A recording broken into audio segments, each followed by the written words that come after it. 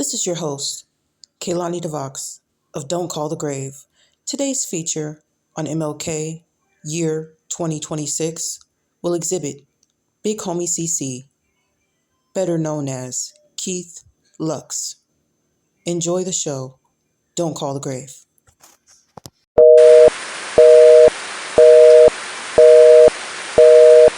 Diddy, Orlando Brown, the dude Busta Rhymes, the Kardashians. I seen the guy Dwight Howard in a pink dress. We didn't know he had enough money to put a $50,000 bounty on me. He gets hit in the neck. I seen the blood shoot out and hit the ceiling. I see like a lot of people. That's a kid. These are the people that are being trafficked. To me, that's disrespect. You coming to get me, and you don't got one up top? Let's play ball. I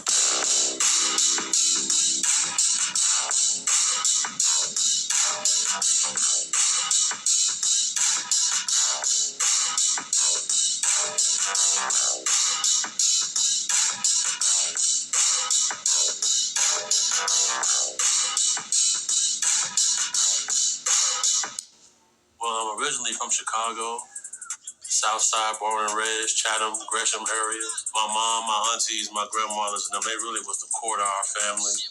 I always felt it was imperative that we protect women and children.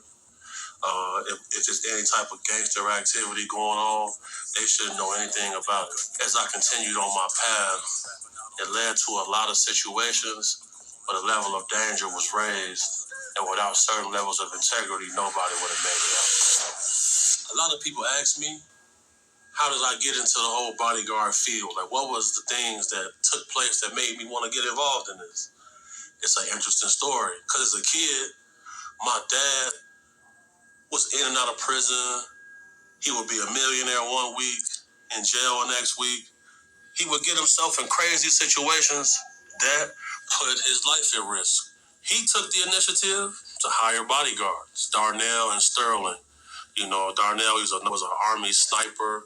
Sterling was an ex-Ranger. These guys would have me in the alley shooting cats with a .22 Derringer. They would have me watching like torture videos, cartel videos, people getting their head cut off. They were with me everywhere I went, 24 hours a day. If I'm at school on recess, I would get a tap on my shoulder sometime. Like, damn, I'm lacking. He caught me.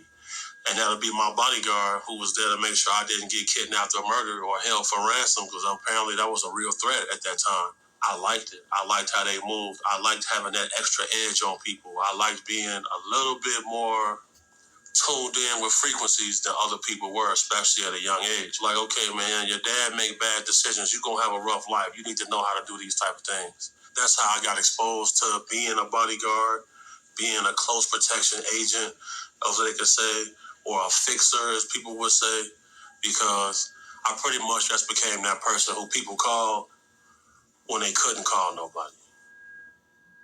In the city of Chicago, by 13, 14, you better be ready to kill. Tonight, friends and family will gather to remember a teen from Chicago who was shot and killed on his way home from soccer practice. Our Nate Rogers joining us. I never really had a chance to be living no normal, peaceful life. You feel me? It's been going down since I was really born. I was playing sports and doing little things, but I was always with one foot in the street, one foot out, because you want to be able to make some money, right? But you're not really trying to be down there at the McDonald's, simply because motherfucker pull up in the drive-thru and smoke you. The older guys that'll be drug dealers and stuff like that, they would see me and my brother walking with football equipment. And they'd say, hey man, take this $100 and go tackle the crackhead right there.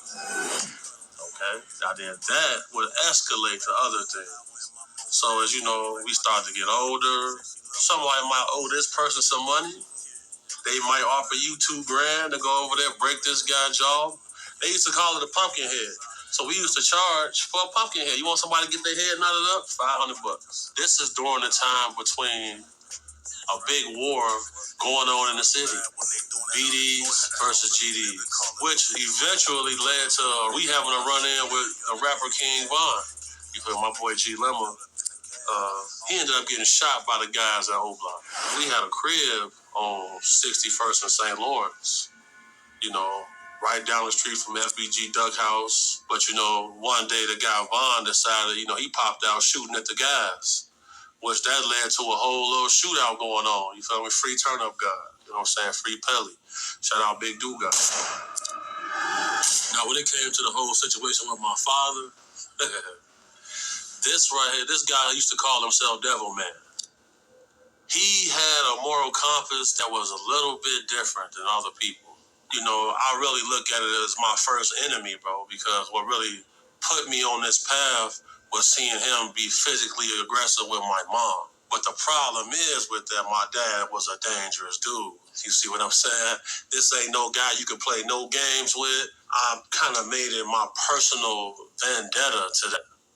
By the time he came home from prison, I was going to be physically able to face him. He had made a decision one day. He was going to threaten my mom with releasing a sexual tape between them two when they was married.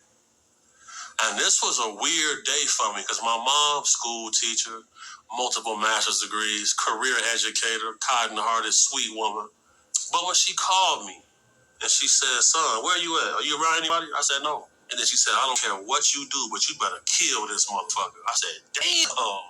So at this point, I'm big, bro. I'm big homie. You feel me? I got a crew. I got my team. I have my business. I would be a formidable opponent for anybody at that stage. My dad ended up barricading himself at the Red Roof Inn Hotel on Torrance and calling the police on me. So I just pretty much harassed him and terrorized him for like a few weeks until he stopped responding. He stopped hitting my mom up. And he's somewhere in a little trailer park right now. In the trailer. Banned to the nether. Clown. It was a fun job, a fun life, but it came with certain things that, you gotta always keep with you. Like, people make comments about how nice my teeth are, but shoot out one day, I lost my teeth, face smashed. Niggas bitches. Look at this shit. Niggas bitches on my granny grave. And I escaped. I still got bullet fragments in my body right now. And the question always is, how did you end up working with celebrities and superstars and getting to go on these places? Very simple. Word of mouth. I would get certain jobs being head of security at places. I'm the youngest person there, but they'll make me head of security because I was good at what I did. And I was passionate about it. I took it serious. I took pride in knowing that we got an event with 1,000 people. Nobody got shot. Nobody got stabbed. A few fights, that shit got broken up. Everybody was able to go home in peace. People hear about that. And then you will be around celebrities. They'll like how you operating and say, hey, man, let me get your number, bro. I like how you just handled that, bro. I felt safe in here, bro. Let me get your number. And next thing you know, Keith, you're a good man. Big homie, you're a good man. Killer, you a good man. And now I'm getting all these different gigs because I'm not stealing from people. I'm not robbing people. I'm getting you to and from safely. I'm always a complete gentleman at all times. My biggest break really was when I got to move around with Iman Shumpert and his wife, Tayana Taylor. Like, when the Cavaliers won the championship in Cleveland, Ohio, he got me the condo out there, downtown Cleveland. But the thing is, though, I established my boundaries with all superstars. I never been to a basketball game that Shump was playing. I want you to know that I want you to call me when it's looking spooky. Just being seen them got me invited to be with the who's who. I was a person people would call for things that needed a special group of skills to be able to deal with. So there was a situation where a lady had paid for a guy to get some immediate justice with someone when he violated her young daughter. One day, lady show up to the trap house. I hear, is Big Homie in there? Where Big Homie at? She hands me a pair of purple sweatpants, small, hold them up like this. She said, look what he did to my baby. I'm looking in the sweatpants, there's blood, there's dried blood in there, it's like this white stuff on the inside. We knew what took place. She said, I don't want him to die, nothing like that. But I want him to know I'm unhappy about it. It charged us up. Because we knew that little girl. So what ended up happening was, make a long story short, this guy got his teeth knocked out, stuff like that. We didn't know he had enough money to put a $50,000 bounty on him. A couple days go past, I get a call.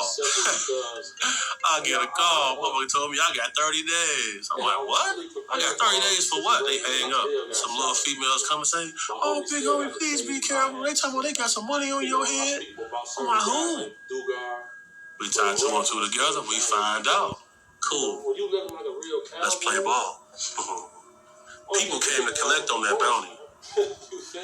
But the problem is, when money gets involved, all they can think about is that money. They're not doing no research into who they going after. And they mad, all my problems is solved. All I gotta do is shoot dude. It didn't work out well for them. On no occasion. Just so happened this one day, I'm in the backyard grilling though. I'm on the grill cooking up some burgers for the homies. There's no running water in this place. The electricity barely work. You feel me? We gotta cook a generator up. All type of crazy stuff. So I'm in the back grilling. I'm chilling. I'm kicking it with the rest of the goolers. This girl come through window shopping. What type of weed y'all got? Et cetera, et cetera. She came to scout out the location. Think about that. They probably gave this lady 50, 60 bucks. Go and see a dude in there on the couch. A few minutes later, a guy come to the door. I'm a tall guy, so I look over through the top of the door, the little glass area, and I see he got his gun out. Could he really be here for what I think he here for? Sure enough, he was. Once he heard my voice, I said, what you trying to get? He pulled his gun and was cocked. To me, that's disrespect. You coming to get me, and you don't got one up top? Teenagers and adults. I know how fast shit happen. You don't have time to chamber no round. You must have one up top. And I asked him, I said, what you trying to get? He said, man, what y'all got? You know what we got over there. Cool.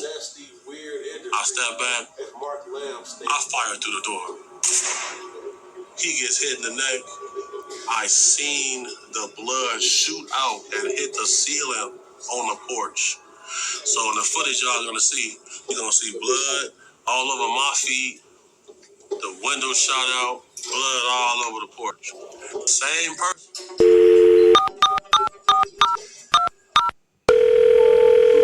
Today we viewed the story of Keith Lux, aka Big Homie CC. In this short snippet of Don't Call the Grave, which I'll be linking his full first part 1 bio of his pain, we must remember never to glorify pain, never to think it's funny. You never know.